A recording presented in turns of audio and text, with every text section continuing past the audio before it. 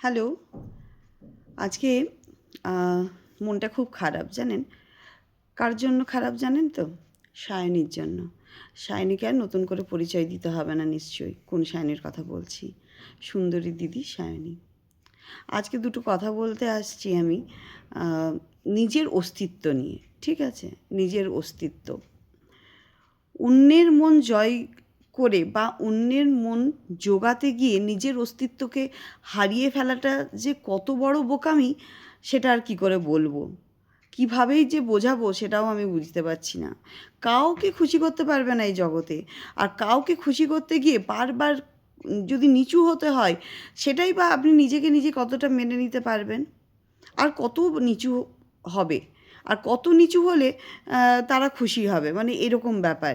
আর একটা সময় এমন আসবে যে এই নিচু হতে হতে নিজে সোজা হয়ে দাঁড়াবার ক্ষমতাটাই হারিয়ে যাবে। তাহলে অমনভাবে থাকার কি দরকার, তাই না? তাতে নিজের অস্তিত্ব কি বাড়ছে এত অপমানিত হওয়ার পরেও? না। সেখানে কিছু জায়গা আছে যেখানে ধরুন আমার গুরুত্ব নেই বা তোমার গুরুত্ব নেই, সেখানে জোর করে জায়গা খোঁজারও চেষ্টা করার দরকার নেই। তার থেকে একা থাকা অনেক ভালো। একাকিত্ব জীবন অনেক শ্রেয়।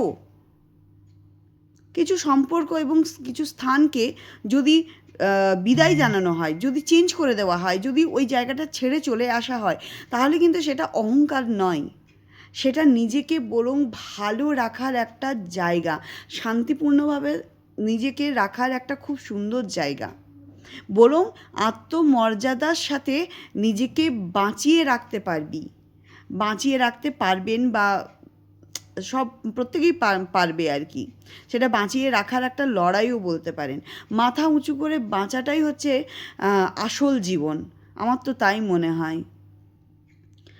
আজকে সায়নী যা করলি তুই, সত্যি খুব খারাপ কাজ করলি।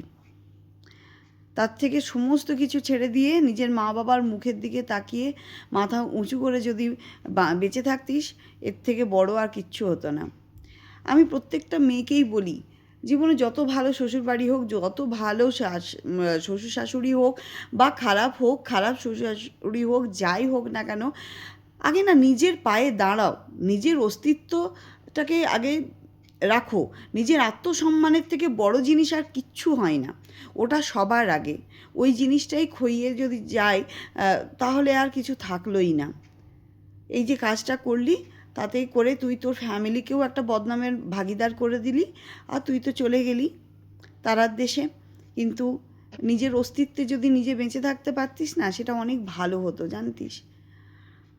আর কি বলবো, আমি তাই প্রত্যেককে বলি, নিজের পায়ে দাঁড়াও, সেটেল হও, নিজে একটা অস্তিত্ব তৈরি করো, নিজের একটা বাঁচার জায়গা তৈরি করো, নিজের একটা আত্মসম্মান তৈরি করো, যে সম্মানের কাছে না মানুষ বারবার হেরে যাবে। আঙ্গুল তোলার আগে 10 বার ভাববে আমি আঙ্গুল তুলে কথাটা বলবো কি না। এরকম একটা জায়গা অবশ্যই তৈরি করা উচিত প্রত্যেকটা মানুষকে।